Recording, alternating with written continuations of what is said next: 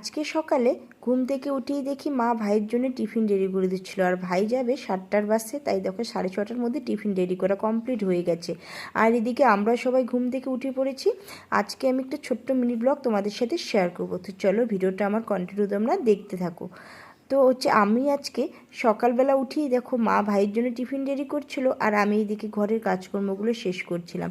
আজকে মেয়ের স্কুলে রেজাল্ট দিবে, সেটাই আনতে যাব।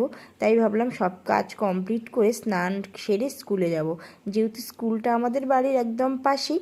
তো ভাবছিলাম তাড়াতাড়ি করে স্কুলে গিয়ে আবার তাড়াতাড়ি করে আসবো। আর সঙ্গে মেয়েকে নিয়ে যাব। প্রথমে ভাবছিলাম মেয়েকে নিয়ে যাব না, তাই ভাবলাম মেয়েকে নিয়ে যাই। আর এই রুমটাতে না আমরা বেশি কেউ ঘুমাই না, এটা ভাই আসে তখনই এই রুমটা বেশি ইউজ হয়। কিন্তু এই ভাইয়ের জামা কাপড়গুলো ভাই রেখে গেছে, তাই ভাবলাম এগুলোকে ভাজিয়ে গুছিয়ে সব আলমারিতে রেখে দিই। ও যেহেতু থাকে না, তাই আলমারিতেই সব রেখে দিই। আর এই শুটকি মাছগুলো কালকে নিয়ে এসেছিলো, আজকে আমি ছাদে সব মেলে দিলাম। আর এখানে মা দেখো করছে এই তুলটা নষ্ট হয়ে গেছে, কালারটা সাদা করে দিচ্ছে। তারপরে দেখো আমি সব কিছু করে স্নান সেরে আমি রেডি হয়ে গেছি, যাব এখন স্কুলে। আর ঘড়িতে বাজে 11টা 20। এখন আমিও রেডি হয়ে গেছি, এদিকে দেখো মেয়েকেও রেডি করে দিয়েছি। আর মেয়ে বলছে এখন নাকি চুলটা ভালো বাঁধা হয়নি, ওকে আরও একবার চুল বেঁধে দিতে হবে। তাই দেখো ওকে আবার একটু শক্ত করে চুলটা বেঁধে দিলাম।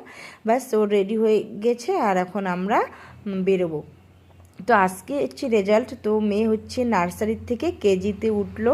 আর ও তো বোঝে না রেজাল্টের কি মানে, ও শুধু খুশি যে স্কুলে যাবে, স্কুলে গিয়ে ও রেজাল্ট নিয়ে আসবে।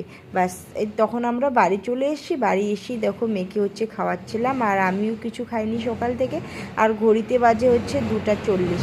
তো চলো বন্ধুরা, জানিও ছোট্ট মিনি ব্লগটা কেমন লাগলো।